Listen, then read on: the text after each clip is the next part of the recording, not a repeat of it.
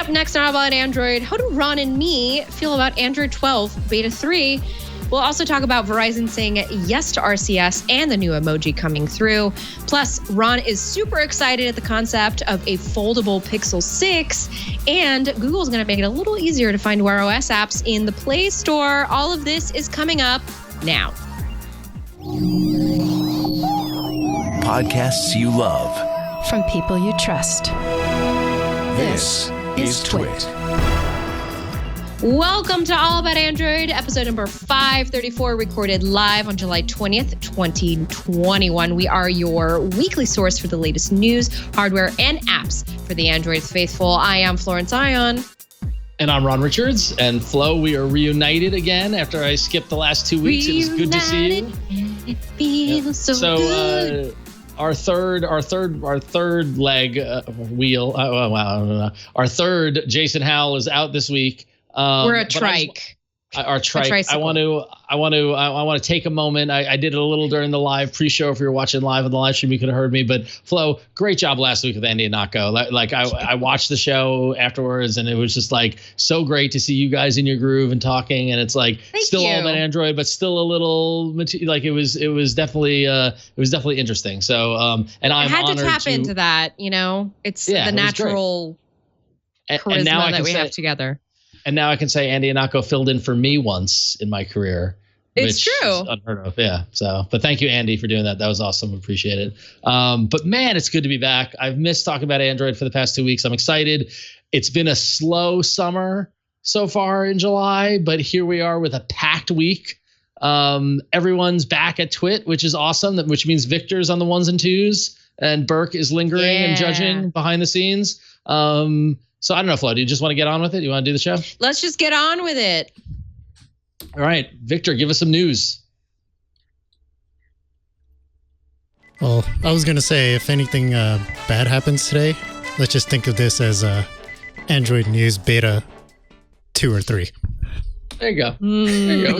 It's not going to be totally perfect the first time out. It's fine. We're normal. Are you saying that this is opt-in? Because this is a necessary experience for being here at All About Android. This is not an opt-in experience. Yeah, this is required. All right, I'd say it's pretty required. Do you want to try doing the news again, Victor, just to get the music in there, or no? Or should we just move on? No, we'll move on. It's a beta. Okay. It's a beta. Fine. Well, speaking of betas, big day for the world of Android 12 because beta number 3 was released. And let me tell you, if you were keeping track of the reactions to people installing Android 12 beta 3, they were going bananas. And I got 2 words for you why they were going bananas: rolling screenshots. All right. Yeah. It doesn't take much to impress this community, but here it is. Rolling screenshots are the ability to take a screenshot of multiple screens. If you're watching the video, much how Victor is scrolling through the article from Android Police that talks about this, but the ability to take a screenshot of an entire cascade, a scroll down versus a single screenshot and having to stitch them. For those keeping score at home, this is something back in 2019 Google told us was impossible. Yet here we are. The impossible has become possible, has become a reality. Flo, have you installed beta 3 yet? Yes, and I'm going to go ahead and use. Have you taken any rolling screenshots? Not yet. I'm going to go ahead and do that right now, and I'm going to give you a live reaction of my sensations. Okay? So here we go. Let's see if I can get this to work. So I'm on this website. I believe that's what you call them. It's at a .com over here on my mobile Chrome. And I'm going to go ahead and I'm going to go screenshot. Okay. How do I make it roll? It's a life-changing moment, everybody. How do I make it roll? Probably should look into that. I have not installed the beta 3 yet. I need to charge up my broken phone and install Android 12 beta 3, but I'm going to do that this week, and I'm going to check out the rolling screenshots. But that is not all that Android 12 beta 3 has, Flo. This is a life-changing beta. Rolling screenshots along with on-device universal search. Yes, that's cool. Just alone, all those 4 words together in that order, on-device universal search, sound amazing. Also, faster auto rotation, which is always a good thing. And that auto rotation is not just faster. They're actually using now the front-facing camera to analyze your face to detect your expectation of what the rotation of the phone should be, whether it should be portrait or landscape mode. But don't worry, that is opt-in in case you're worried about security and all that sort of stuff. It's not a default. And Android 12 Beta 3 also has the much leaked game dashboard, as well as the new game dashboard, as well as you have the ability to play games while they're being downloaded, which is pretty darn cool. And they're rolling out new game mode APIs, which standardize the system, the various systems that developers use to make games. So you see kind of firming up the gaming side of things with this beta release. So I don't know, like a couple of things here, Flo. Beta 3, we're close to release, right? So if you're using this, you got a good sense of what Android 12 is going to feel like for you. But rolling screenshots is something very handy if we can figure out how to use it.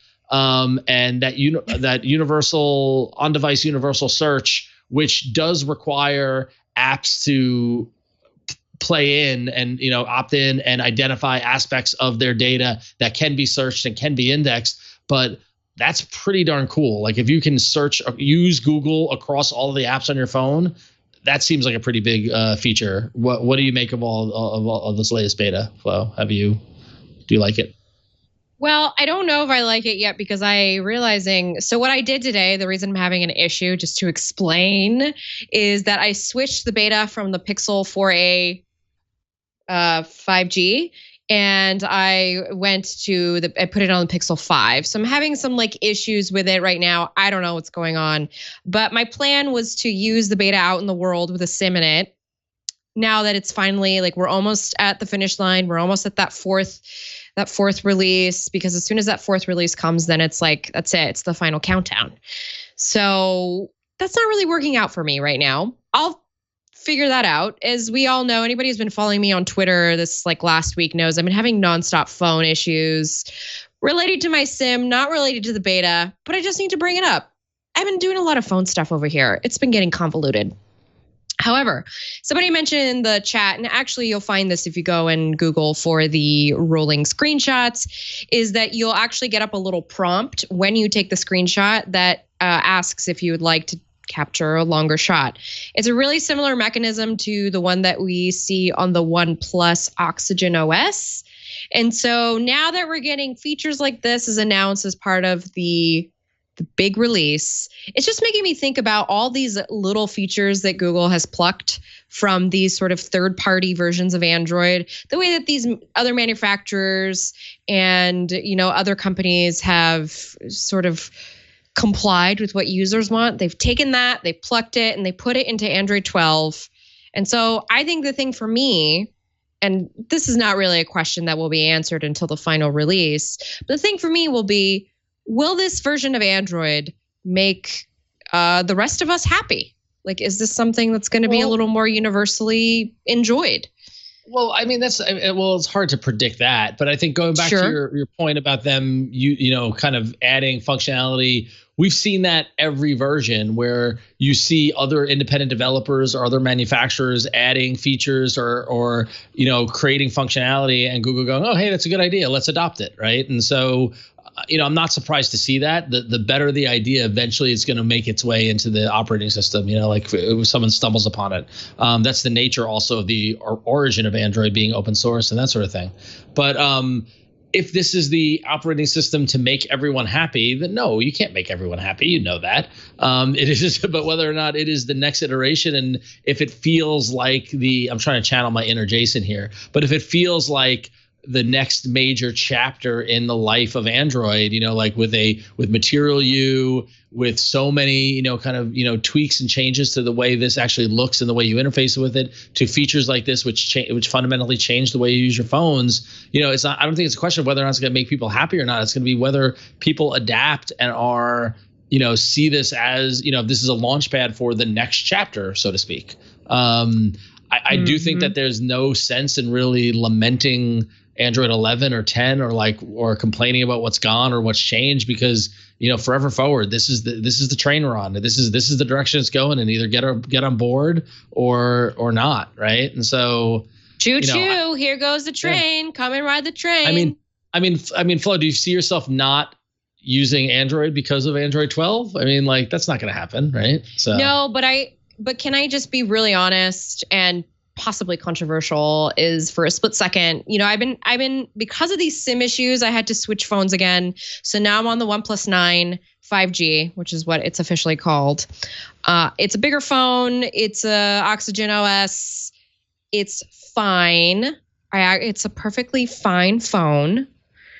But I kind of thought to myself, boy, I just don't know how I feel about Material U and all the changes that are coming. Yep. I don't know yet. Well, the more it becomes apparent what it is that I'm going to be living with, you know how when you're working on you're remodeling a bedroom, you're adding pieces here and there, it's slowly becoming in progress. We're moving faster towards that final result. It's very bubbly. And it could possibly also be because I'm using a phone with a smaller screen. It looks very crowded. Yep. So just something to think of there.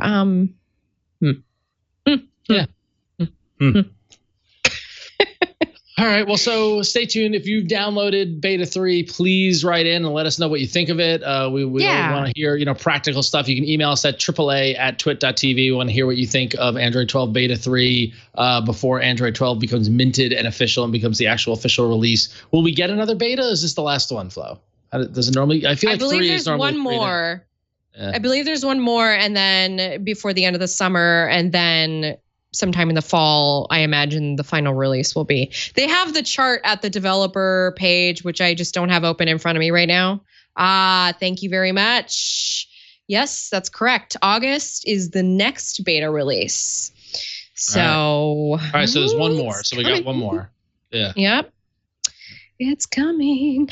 Hey, should we segue into what else is coming for Verizon users? Oh, this is big news. Big news.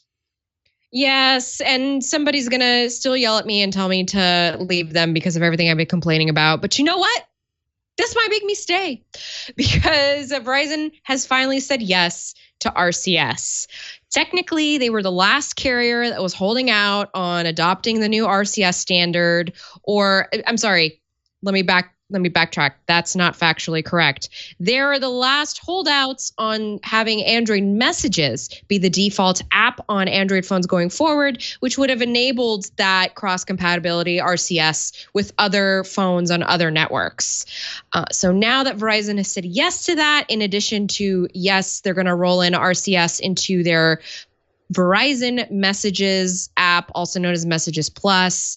It's the app that was previously the default on Android phones that you bought through Verizon. This did not affect unlocked phones, by the way. Should be worth noting. But if you did buy a phone from Verizon, you would get this other default Verizon Messages. And that's what was kind of holding us up, those of us on Verizon, what was holding subscribers up from getting on board that RCS train. If you remember, T-Mobile was the first one to say yes, which is is in character for T-Mobile. Then AT&T logged on, and I think as soon as that happened, Verizon was like, well, we got to join the team now. We can't be the holdouts here. Also, by the way, just make you think about how there's really just 3 major carriers in the U.S. Yeah. But, I mean... Yeah. I don't know. I assume the MVNOs will be on board with this as well. We shall see. But they have to be, don't they? Because doesn't the MVNOs operate on top of T-Mobile? Yes, exactly. Yeah, so right. You get a carrier on T-Mobile. Verizon actually has their own one as well. I think it's called Visible. If I recall, it's newish. Yep. So just some things to take into consideration. Of course, the very last holdout, though, that we're waiting for is Apple. It's Apple. Because without Apple, this RCS puzzle is not completely complete. And though those of us Android users will be able to talk to each other, have high-resolution messages, high-resolution, that was the word that came out. But, you're going to have those high-resolution photos and videos coming through in the MMS. You're going to have reactions, end-to-end encryption. It's going to be this nice and safe parody. The little typing thing to, the person you're talking to is typing. You will have known when Burke was furiously typing, and he will have known that you were furiously typing on the other end before, sending a meme that wasn't appropriate. The question is if whether or not Apple's relationship with Verizon and AT&T and T-Mobile is enough to put pressure on them to adopt it as a standard. I hope it is, or I hope that they see the potential that it brings to users across the board to do it. But I mean, let's be honest. You see Apple bending to a industry standard or sticking with their own? Like, obviously they'll stick to their own. So, well, if anybody who's followed the Thunderbolt port for years. Jeez. But in all sincerity, I did read some takes today, as you know, as I do. And it's, there could be a possibility that Apple would say, sure, let's get an RCS capable server going on in iMessages. And so that way we can maybe have some parity. Maybe at least the images are high resolution. But at the same time, iMessages, which by the way, it's not called iMessages anymore, but that's what we're still going to call it. iMessage is it's a big selling point for being on the Apple platform because it's, it's for Mac and iOS devices. And so how can you compete with that? Yeah. I don't know. Don't you want to get me started on the messaging thing? It breaks my heart how much potential there is and there could be and how we could unify one another and come together. But, just Apple's, I don't want to make this ranting about Apple. Hooray for Verizon. Hooray for AT&T. Hooray for T-Mobile. Hooray for us. This is a win for us. It's funny because 6 months ago, after that consortium that was trying to navigate RCS across, once that kind of fell apart, it was like, oh crap, this isn't going to go anywhere. But to see them all just kind of shrug and embrace Google with Android messages, as the solution for it, then awesome. Let's keep that momentum. So, yeah, I think what I was reading in the Verge breakdown of it is that the other benefit is that if the carrier at least doesn't have the back end, the Android messages will be able to manage the RCS for you. So Google will do some of that work for the carrier, which is why it's so important to have the default, text messaging app be Android messages. Yeah. And also, let's have a little bright side to all of this is that I think by the end of the summer, we're going to have a clear picture of where to take messaging as Android and Google users. Hopefully. Yeah. We don't have it on the docket because it's not necessarily Android only, but Hangouts is going to go bye-bye. Eventually it's going to be Google Chat, and then we're going to have Android messages. So it just feels like we're going to have some calm waters, and I'm looking forward to that. Are you, Flo, are you using Android messages as your default messaging app? Okay. I am. So my husband does not, but I am. A rift in the relationship. What does he use, if you don't mind me asking? I know it's personal. I use Textra. I was a big Textra fan, but I came back home. So I think it's, again, cloud storage. People want that for their text messages. I just use backup and restore, SMS backup and restore. I use SMS back. Well, we're gonna get to that a little later on the show, so save that thought. But a little tease there for backup and restore. But okay. All right. Should we? Yeah, we got one more news story. Yeah. And this is a light one. This is our Today Show number. This is what we're going to enter the morning with. And we're going to leave you with this fun little ditty. So World Emoji Day was actually this last Saturday. And there were a couple of maelstrom of news coming out about new emoji. As a side note, Microsoft announced that Clippy was going to come as an emoji to its platform. So something to look forward to there. And on the Google side of things, we've got 992 emoji that have been revamped with a focus on making them more universal, accessible, and authentic. And I should also note that with this next batch of emoji, we're going to have way more gender neutral options than we've ever had. So it's a good win for society, everyone. A little clap over there.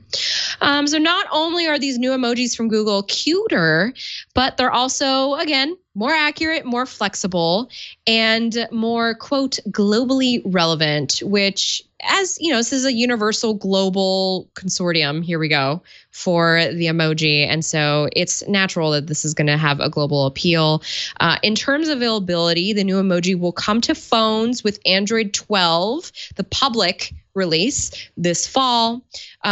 The emoji redesign will also start appearing in some products this month. The first up will be Gmail and Google Chat.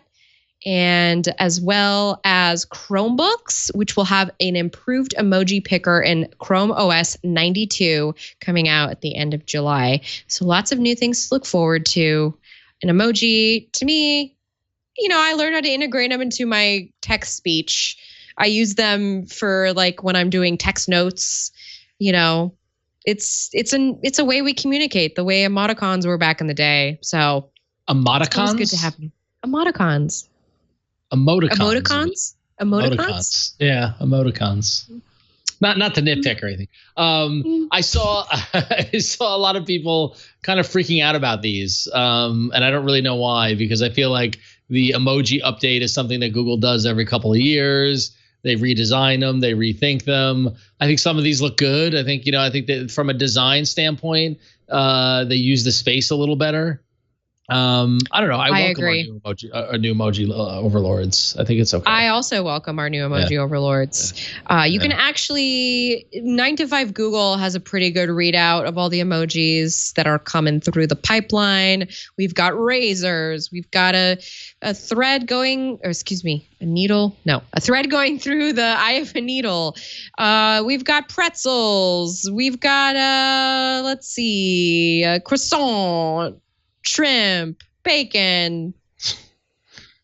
Well, I mean, these are all emojis that exist. These are just new designs. That's all. Yeah. It's not like they created new emojis in the library. They're updating and replacing and changing. There's some new ones that are added in, but it's mostly a redesign of the new ones and that sort of thing. Correct. So, Correct. Yeah.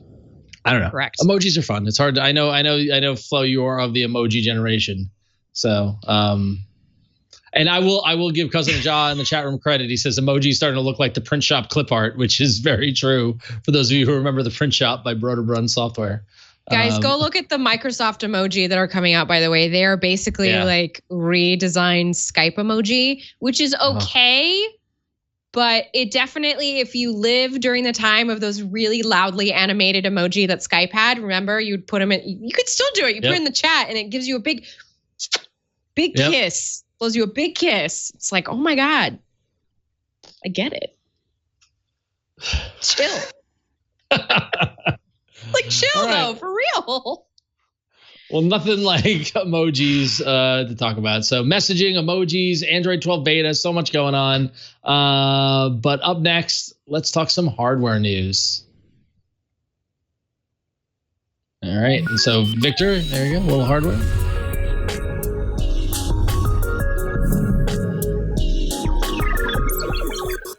First of all, can I just say, also the reason why there was no music earlier on the thing, Burke renamed some of the buttons here, so I was putting up some of the wrong buttons. So still beta. All right, I just think that the beta 3. The Victor doth protest too much. It's a-okay. All right, so moving on to hardware. I do love the foldable news when it comes out. Not only do I love foldable news, but I love when elements of foldables lead to rumors and speculation. So much so that that the outlet, the Elec, reports that this week reports coming out that Samsung's new ultra thin glass that they designed for their foldables is finally going to be widely used in the second half of this year. Of course, on Samsung's own devices like the Samsung Galaxy Z Fold 3 and the Galaxy Z Flip 3, but also other products not by Samsung are set to make these. Most notably, the Google Pixel Foldable, which we've heard rumors of about a year ago. And while this report from the Elec doesn't give any other details, it does mention that the ultra-thin glass will be over a 7.6-inch internal display. And it's a pretty good sign that the rumors of the foldable Pixel might be a reality. It might be close. And that and with this report, hopefully that it means that this device is set to launch this year, which usually Google announces their new phones in the fall. So maybe September, October, we'll see the rumored foldable Pixel. But Google is not alone with Samsung. Xiaomi is going to adopt the ultra-thin glass on their upcoming Mi Mix Fold 2, which has a 8.01-inch internal display on that device.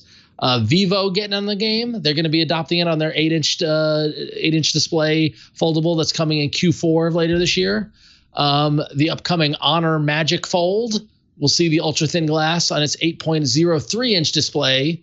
And there's rumor of an Oppo release, not a OnePlus, but an Oppo release in 2022, which will use ultra thin glass, although in a smaller capacity, 7.1-inch display.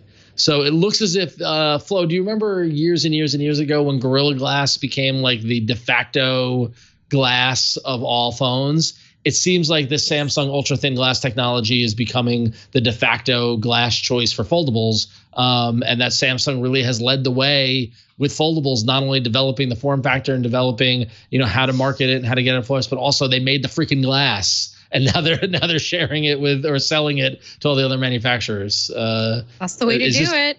Is this a major step for foldables? Yeah, I mean. Yeah. Yes, because Samsung figured out some sort of formula that is working for everybody. And so they're like, hey, we've got the solution. Why don't you take it on? It's super smart business for Samsung, which is why they're like, one of the biggest companies to come out of South Korea, because this is the kind of business that they do. As far as a Pixel foldable, however, it's just what a huge commitment from Google to come through with a foldable phone to say that, like, look, we're not just making these phones for the sake of making phones. We're this committed to being a part of this whole lineup, this whole game that everybody is playing here. That's essentially. Well, I think part of it is that in order for it to get respectability, or Google has to adopt it, right? Like it's always, even Samsung being a pretty an industry leader, that price point is very high, and it always comes off, the foldables come off as a bit of a gimmick, or as a bit of a, not a vanity thing, but a not an everyday use. But Google, coming out with a Pixel with a foldable screen gives it legitimacy and says, no, this is a real form factor, and this is a real device, and this is how you could be using it.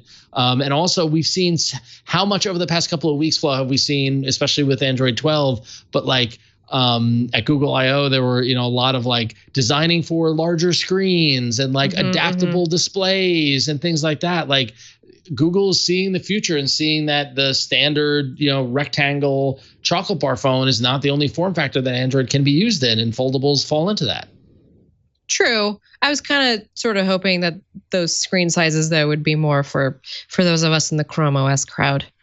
Well, yeah, and I'm hoping for a TV and wall, and I want big oversized screens and things like that, or new tablets and things like that. But it's great to see different form factors out there, and if a future Google Pixel is really going to be foldable, that's going to be a game changer, I think. So. By the way, somebody in my court has a Samsung Frame TV. You just reminded me. Oh, and I found out because it showed up on a list of devices, because I was doing some whatever A/B testing stuff here. Yeah, a neighbor of mine. And that just reminded me of you. I just thought I should let you know that I found out somebody in my court has one in their house. I just don't know which neighbor it is. So I will give you an update on my Samsung Frame TV, by the way, please. That we got the expandable frame bezel where you can change the way it looks. And we got the beige light wood grain style. And it snapped on so easily onto the TV. It looks seamless, and when you have the art mode up, it looks like a freaking picture frame. It doesn't look like a TV at all. And what's interesting is that now there's an OEM out there that is making third-party bezels that work with the frame. So if you want to get a super ornate museum style frame and that sort of thing. Actually, Burke, I can give you in the chat. 1 second. But it's it's cool to see other, not just Samsung selling these. There's a company called Deco TV that is selling these frames, and you can totally make your TV look not like a TV at all. Yeah, there it is. I'm sorry, Victor. I'm so used to saying Burke. Victor, it's in the Slack if you want to do it, or I can put it in the doc. But yeah, so look at this. You can just slide on this like wood frame or a metal frame or this like. It's so cool. I love this. I love this TV. It's really cool. So yeah, there you go. Fun times. So. Yeah. Speaking of not so fun times, listen, this week is kind of light on the hardware news because there's just, we talked about so many hardware leaks last week, Andy and I feel like we're just kind of settling down right now. Now we got, we kind of heard what Samsung is probably maybe or maybe not going to do. But Sony is a brand we haven't really heard from a while. And I don't know that we're going to keep hearing about them with this kind of news floating around about them. And that's why I thought it would be headline worthy to bring it here. So Sony announced that the Xperia, or they said, or it was discovered that the Xperia 1 III, so the third edition, you know how Sony does its naming convention. Sony does the same for its cameras and stuff too. It's only going to get 2 years of Android OS updates. And so the way this was found out, it was very convoluted because the thing is, this phone, it's not really confirmed if it's going to come to the US. So this information was actually found out through Sony Netherlands, which had originally implied that the Xperia 1 III would receive 2 years of security patches and a single OS upgrade, so to Android 12, which that kind of spurred the headlines because this phone is $1,300 USD. Like that's hopefully that's going to be as much as the entry level Galaxy Z Flip or Fold or whatever is coming up next. But then the company Sony went and clarified in a statement to Droid Life and GSMA Arena. I can never say that site name, that the phone is going to get the latest Android updates for 2 years after launch. They had a statement. The statement was, it's not correct. The Xperia 1 III will only have one-time Android OS update. We aim to support it with the latest Android updates for 2 years after its launch and expect to have Android OS updates more than once during that period. Regardless, I have no idea what Sony's up to. I forgot that they were still making Android phones, to be quite frank. I know that they're selling somewhere else. And this is just not a good headline. And it's also a reminder, look before you buy. Is that manufacturer going to update that phone that you're about to buy? Is it worth it?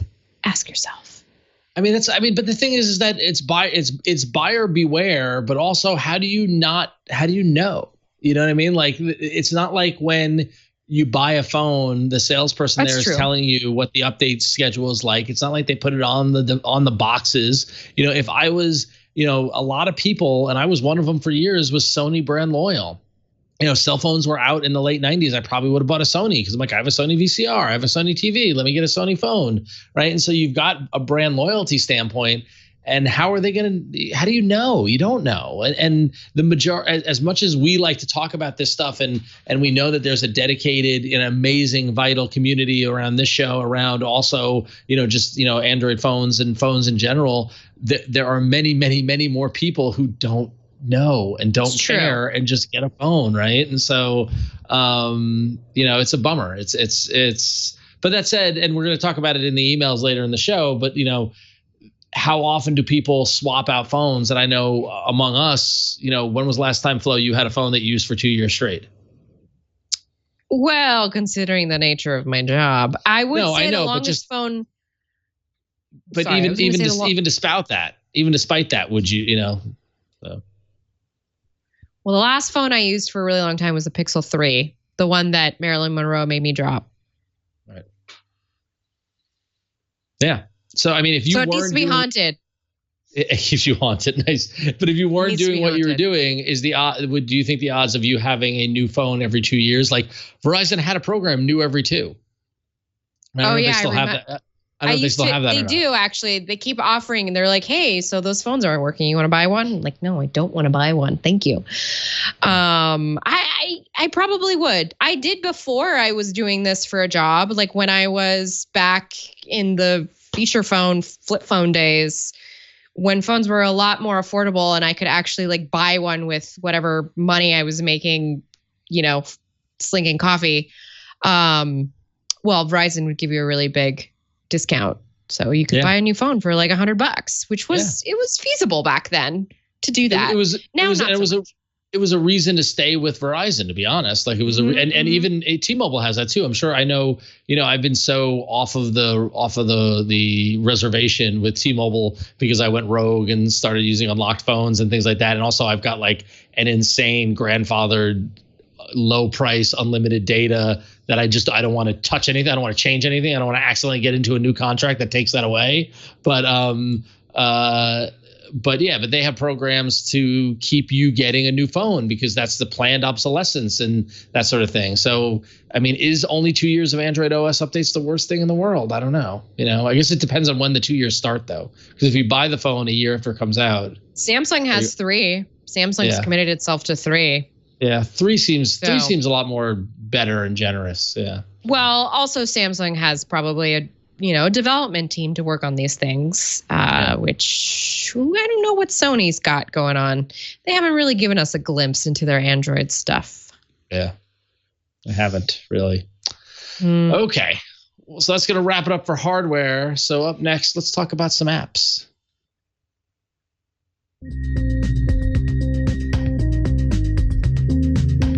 I got to tell you, it took 2 segments for Victor to get back in the groove. That was smooth like butter. Yeah, my roadmap's for August.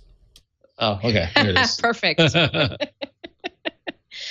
Well, here's another roadmap I think that you should look forward to, because if you were thinking about getting back in the saddle with Wear OS, at least you can maybe go pick out some apps that you're looking forward to using on either the watch you have now or a watch you may buy in the future. Perhaps a watch from Samsung running Wear OS. All right. So Google outlined actually some new Play Store improvements that will actually make it easier for you to find Wear OS devices. To find apps to download to your Wear OS devices. You might be wondering to yourself, where was this all this time? Can't answer that for you. But there are new filters now that are activated when you include watch or watch face in your Play Store search query. It's just like Google, a giant search engine, to just go into the big algorithm key and go add watch and watch face to bring up this thing. So now you put that in there and then you'll get some apps, and Google will also be making an effort to better highlight the best and most useful wrist apps with more curated collections, akin to what you kind of have in there now with games and books and things of the sort, as well as a designated Wear OS and watch faces section of the Play Store. If you've ever used the Gear Store, by the way, for the Samsung apps, I imagine it'll be something like this. You'll just scroll through and, see featured apps and hot buys. The Play Store experience on smartwatches is also going to be refined and simplified. Google says it's now based on the principles of material use. You'll have that nice aesthetic across the board, and it'll be better suited for the small surface area of a watch face. Easy-to-tap cards are also becoming more prominent in this version of the Play Store, so you won't have to pick up your phone to figure out some apps to install to your watch.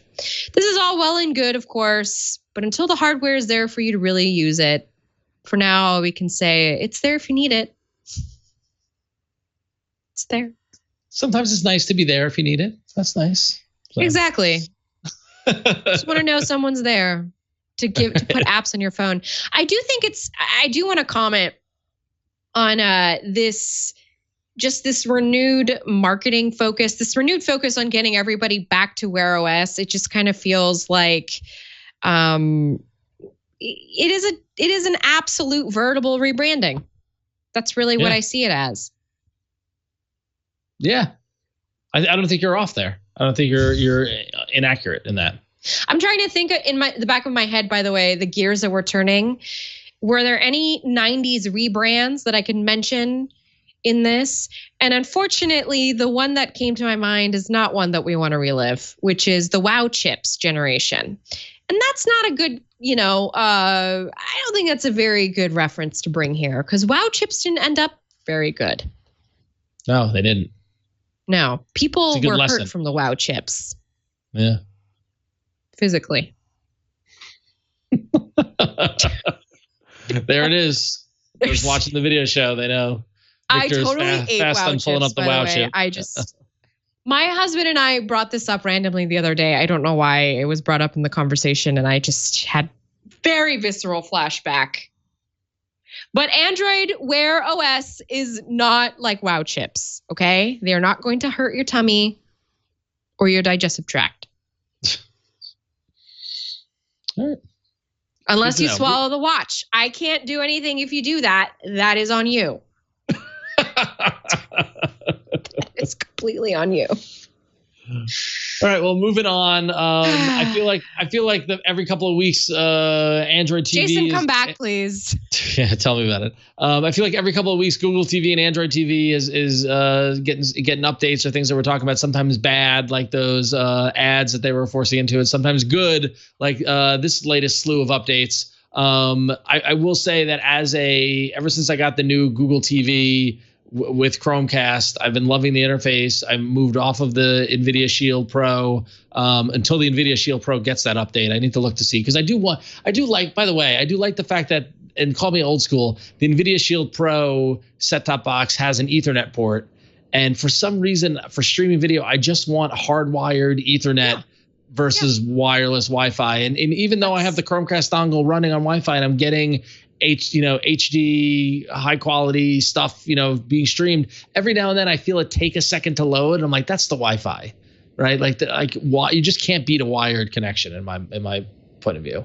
But regardless, in using the new Google TV, it's been great, but I have noticed it's felt a little lacking. It hasn't felt as deep as I would have wanted it to be. And I feel like these updates are going to address that. They're adding a watch list function, so you can build a list of things that you watch to keep track of your shows and movies and things like that. They're going to be tuning your recommendations and adding detail pages. So basically, these detail pages of shows are now much more kind of interactive or give a little more information. They also mirror what Netflix does, where it starts to autoplay a trailer for the show on the detail page. By the way, you can turn those off if you go into settings, go into home screen and device preferences, and then deactivate enable video previews. But in terms of those recommendations, I've been laughing because a lot of those recommendations the Google TV has been giving me have been way off, or as like any recommendations, like I'm not going to watch that. I'm not interested in that. So now you can actually give feedback to Google TV and help it hone those recommendations. You can tell it what shows you like and what shows you hate. If you go to content preferences and scroll through titles that show up, there's also a card in the Discover tab that says improve your recommendations, and that will let you kind of in the standard swipe left, swipe right, hot or not kind of style, choose more like this or less like this for each show. And then it'll update your recommendations based off that feedback you give it. So some really deep kind of, getting more into the watching experience kind of functionality that comes out for this, which I think is going to make Google TV better off at the end of it. If it's giving you good recommendations, or if it's giving you a better way to keep track of the stuff you watch, then it becomes more powerful. And Marsworm in the chat just pointed out to me that Chromecast Google TV does have an Ethernet adapter that you can buy in the Google store for just $20. So I might actually consider that. Thank you, Marsworm. That came out after the launch, by the way. They had said that it was coming out and that it was going to come soon. And that adapter is nice because it's built into the actual power adapter.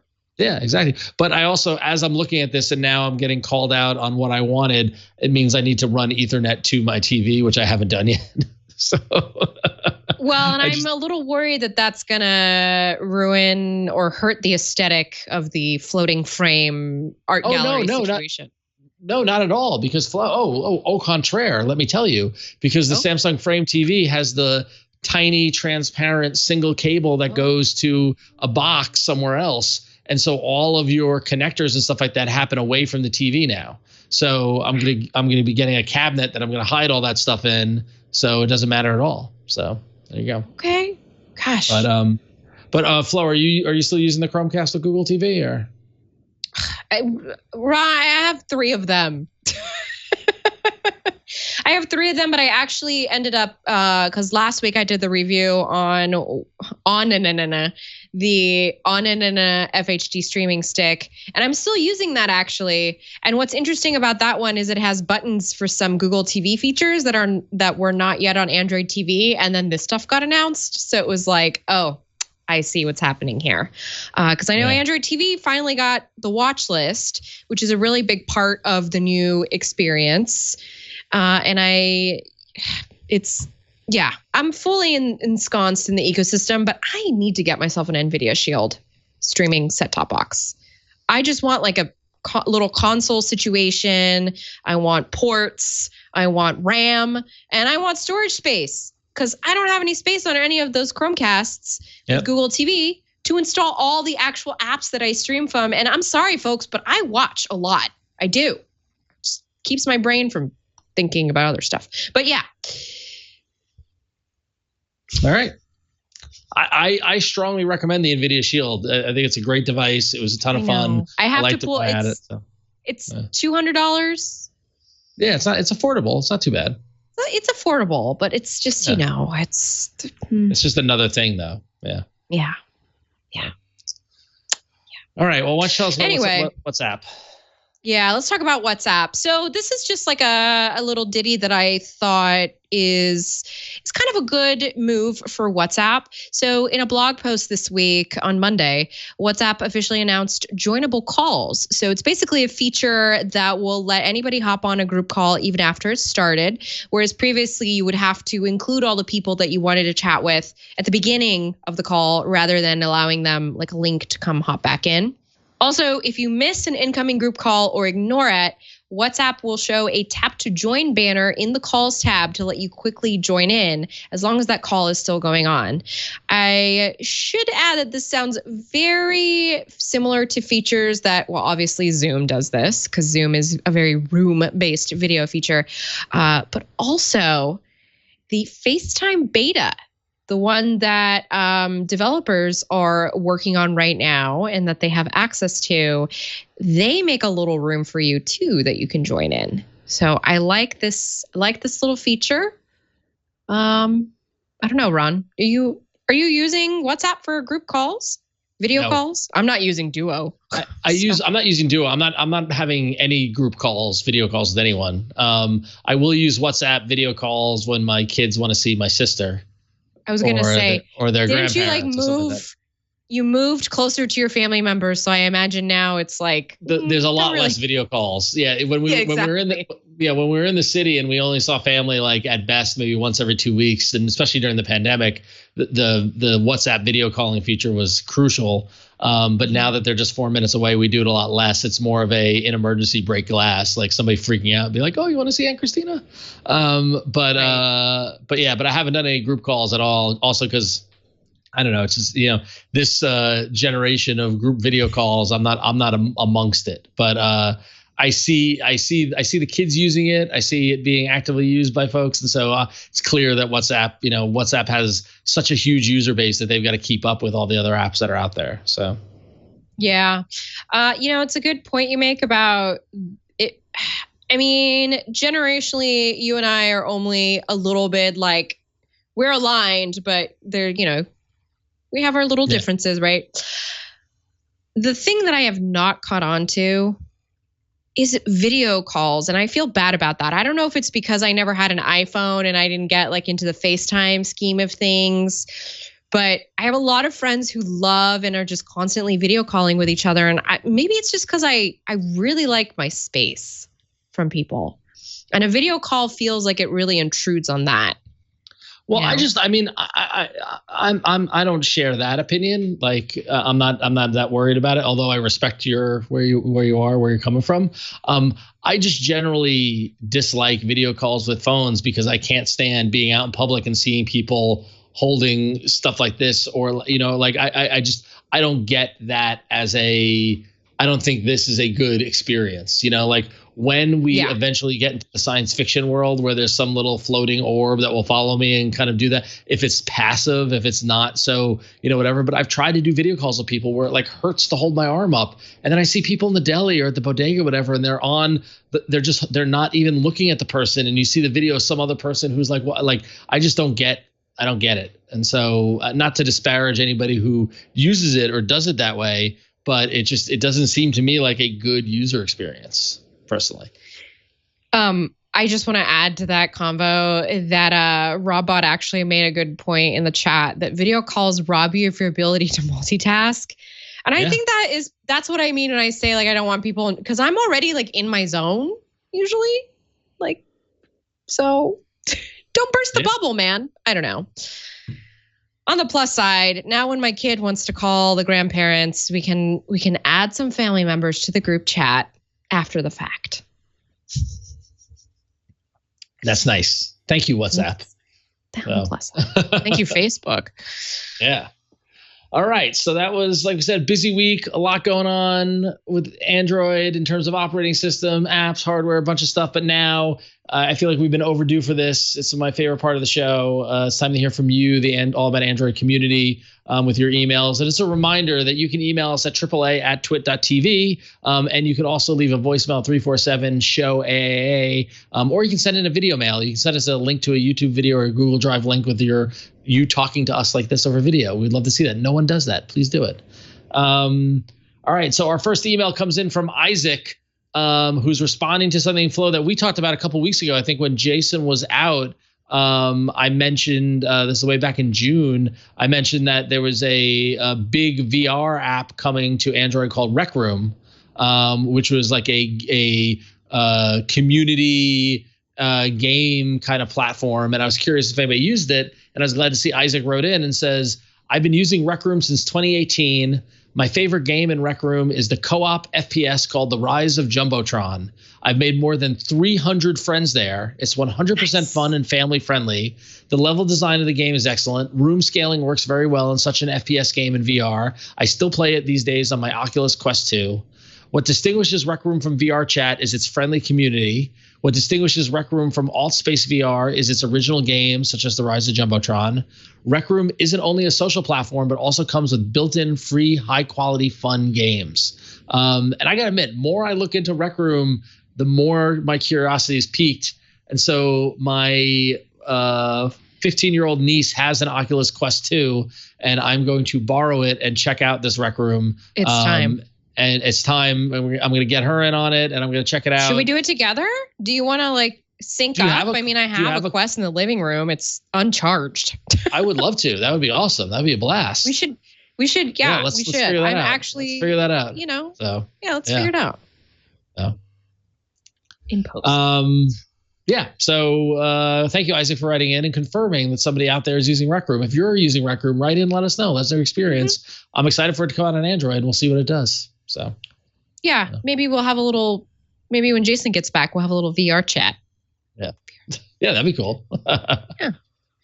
All right. So our next email comes from Daniel, and it's addressed directly to me. So here we go.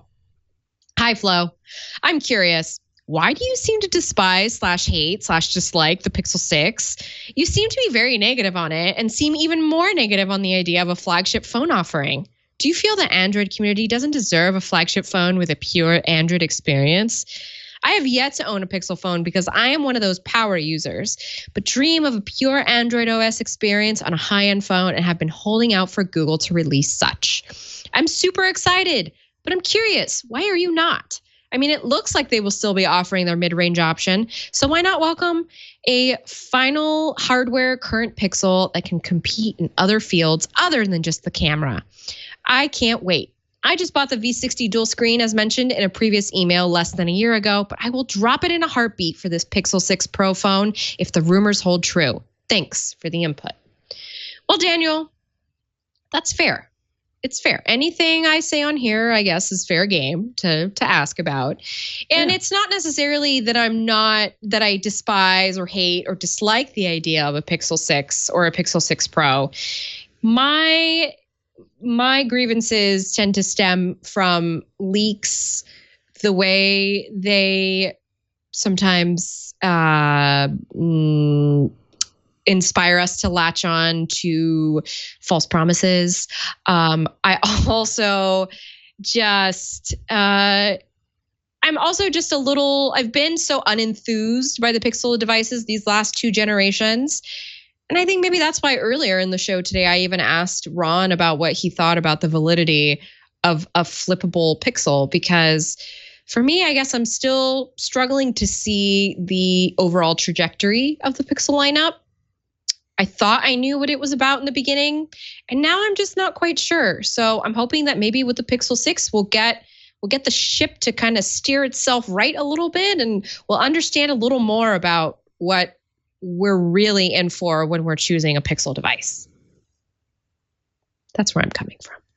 All right, that's fair. That's fair. And I think it's important to, not to be taken to task, but to be like, if you have a position, to explain it and back it up, and and it's valid. I mean, it's like there have been times where we are, I will admit, I will be of it too. There are times where we've been irrationally dismissive of some things, right? But we let ourselves be free on this show. What can we say? Yeah, exactly. But more often than not, the more intellectual, kind of discussions of things like that, the more kind of true things. There's usually, and Flo, I mean, we've been doing this for years. I know you always have a very informed, well thought out reason for a position based on something like that. So, so you may not always be right, but it's definitely put it out there. So, all right. And this brings us to there it is. There's the horns, the email of the week. And this email of the week comes in from Tang, who writes it and says, longtime listener here who has what I thought would be a very basic question, but if you guys covered it, I missed it. I'm expecting to pick up the Pixel 6 when it comes out. My Pixel 3, as Madeline Kahn would say, so tired. Good reference. Which leads me to finding the best way to migrate everything from the 3 to the new 6, including MMS and such. I think the last time I used Google services to swap phones, it did it for the most part, but left off quite a bit. Text for one didn't come over or were jumbled, for instance.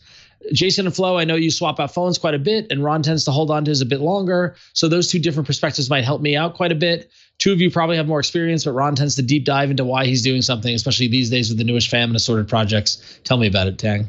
What's the best, most complete way to migrate from one Pixel to another? There is a smart switch app that I've not looked into yet, so I'm not sure. I'm sure there are plenty of others. How about a 10-minute segment on different ways to migrate, or just some good advice? Well, Tang, I think you're in for a treat, because we mentioned it earlier in the show, but I'm going to share with you what my migration process is now. Okay. Okay. And it's been, and Flo, I'm curious to see how this compares with you. But Tang, it's been a while since you were on a Pixel 3. A lot has changed in Android, and especially around the migration. When I got my new Pixel 4a, I was delighted at how seamless and how great the Google-based set up a new device migration was. You have the option to plug a USB-C cable from your own phone into the new phone, and it copies everything over. Your wallpaper, where your icons are placed, the app, like I find it amazing the level of detail that the transfer goes over, that you're nearly seamless in terms of your transition. Now that said, there's a couple things I do for my own self before I turn on the new phone and hook it up and do the Android Google based transition. First, I go to WhatsApp and I run a complete backup of all my chats and all my media in WhatsApp to WhatsApp server. So I do a backup there, right?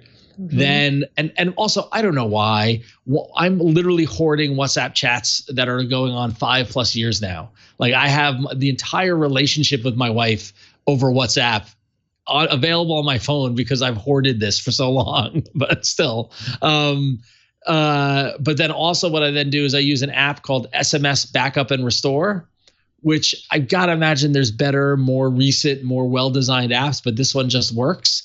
And what it does is it backs up all of my SMS texts and chats in my Messages app.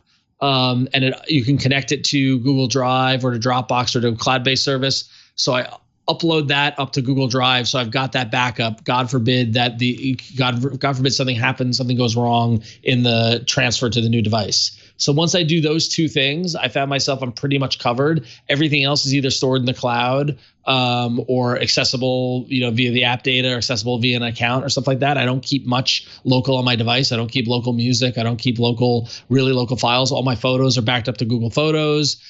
Yes, I probably lose my screenshots and things like that, but those are disposable. Like you don't really, you screenshot it and then use it and then don't move on from there.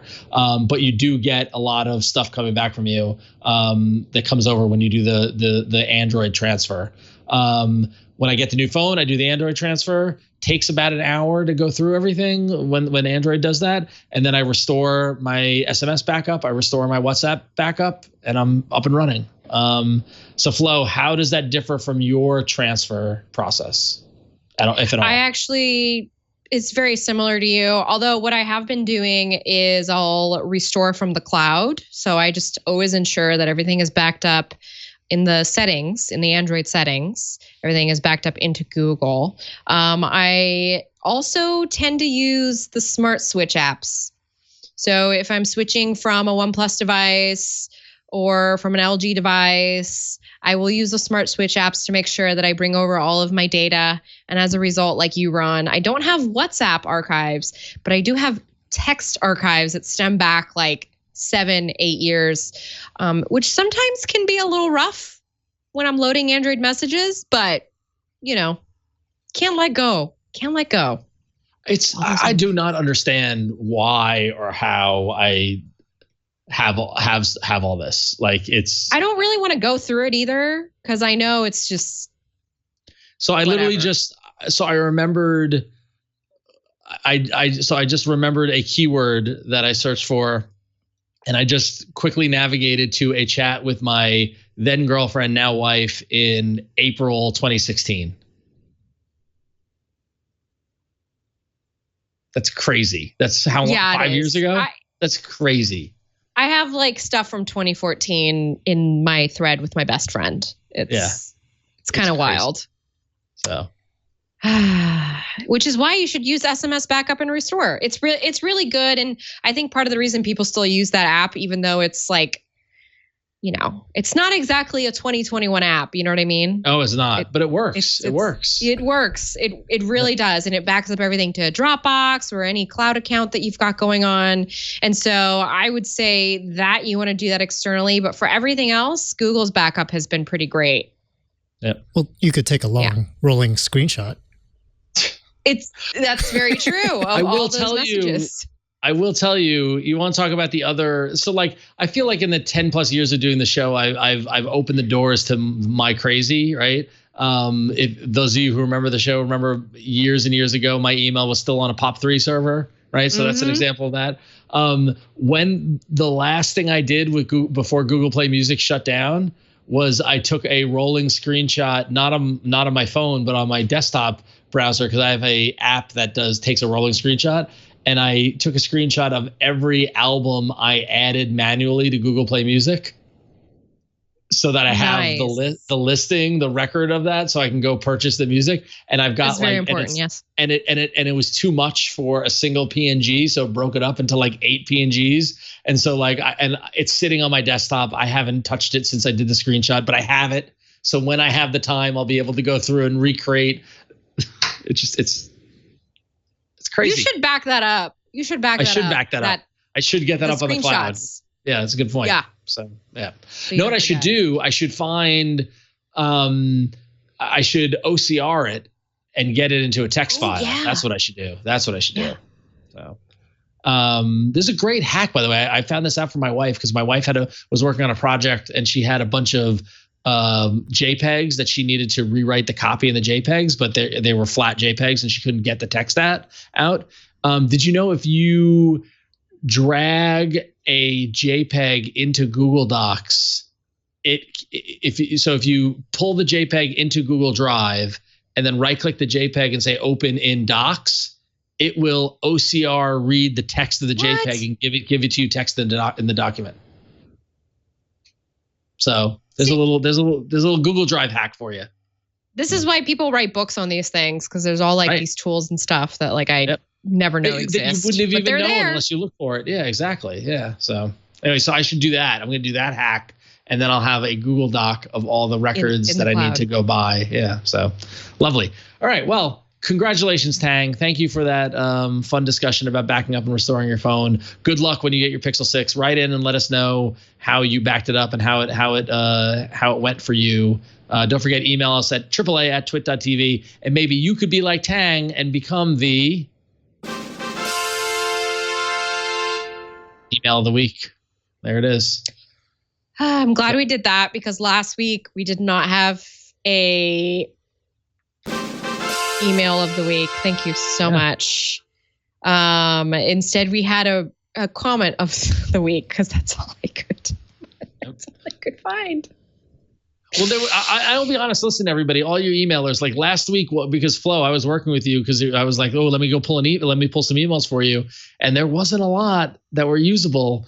And so, like, listen, everybody, you got to listen all about Android community. You guys got to step it up. You got to email us, AAA@twit.tv. Stop being on vacation. Write us in. Stop being on vacation. I don't care about your summer. You have opinions. You have thoughts. Tell them to us so we can share them with everybody else. Please. That's how it works. Please. So.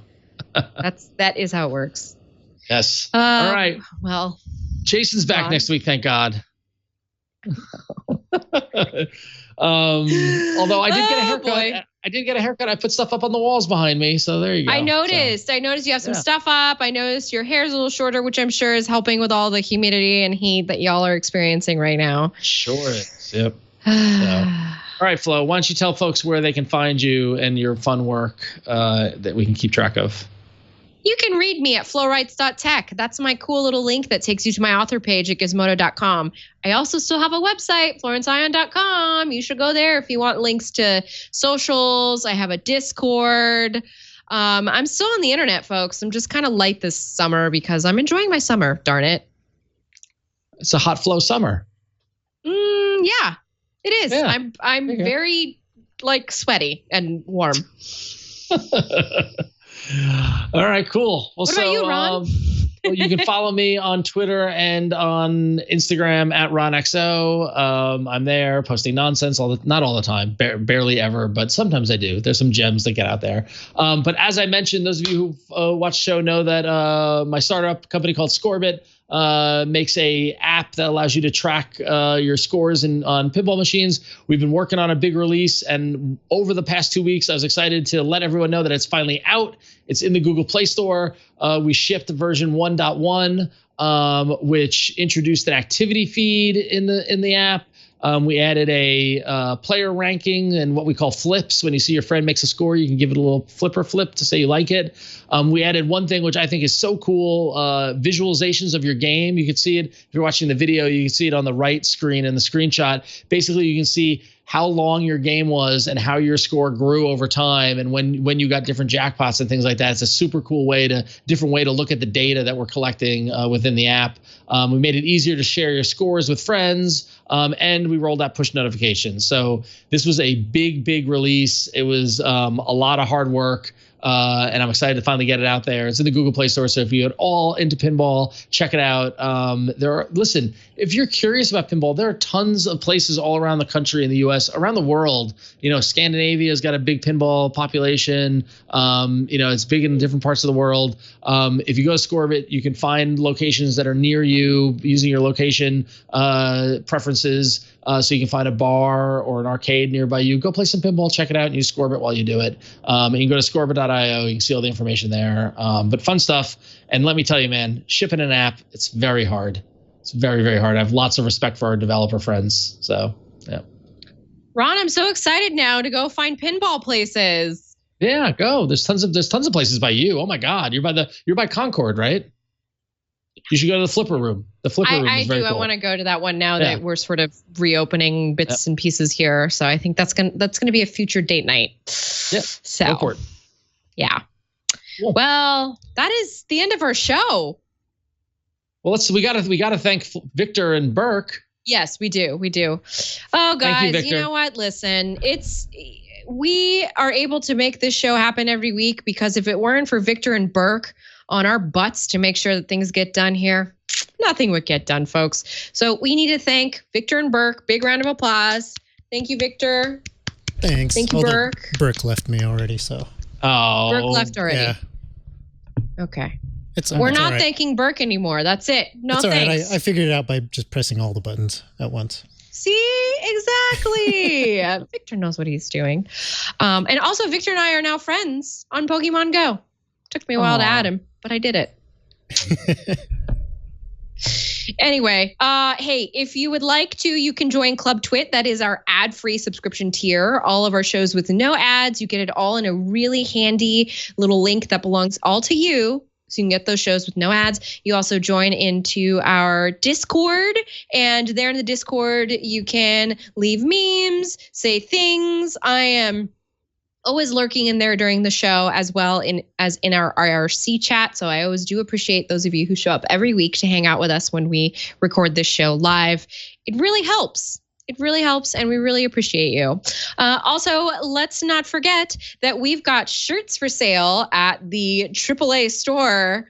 And I don't mean the American Automobile Association. I mean all about Android. That's right. You can go to twit.tv/store if you would like to get some merchandise. You can have yourself an all about Android summer if you get yourself something to wear out in the sun. Of course, we have our flash briefing on your Echo devices. I'm going to record that right as soon as we're done wrapping up this show. And you can also follow us on the social networks at TWiT or twit.tv for more links. And of course, don't forget, we have our own website, twit.tv/AAA. If you want to get links to our show notes, if you want to get links to past episodes, it's all there. You can also subscribe to us in your favorite podcatcher. We publish every Tuesday evening, my time, which is California time. You can also leave us a voicemail at 347-SHOW-AAA. Yes, that is a phone number. You can call it. You can leave us a voicemail. Please do. Or send us an email at AAA@twit.tv. We also take video messages. As Ron said, those are also really fun. So if you just want to put it on a mount, send yourself asking a question, you know what? That is great content right there. And it'll up your chances of being our email of the week. So and you get that little ditty. So just something to keep in mind. And of course, we're on YouTube. So please subscribe, support us. We appreciate it. We appreciate everybody who's here every Tuesday night. Ron, thank you for being here. Everyone else, we'll see you next week. Bye. So long. Hey, what's going on, everybody? I am Ant Pruitt, and I want to tell you about my show, Hands-on Photography, here on TWiT TV. Each and every week, Thursday that is, I like to sit down and share with you the best tips and tricks that are going to help make you a better photographer. And it's not always about Photoshop. It's not always about just having the biggest and baddest and bestest camera. It can be the simplest of things, like leave your eye open when you're looking through the viewfinder.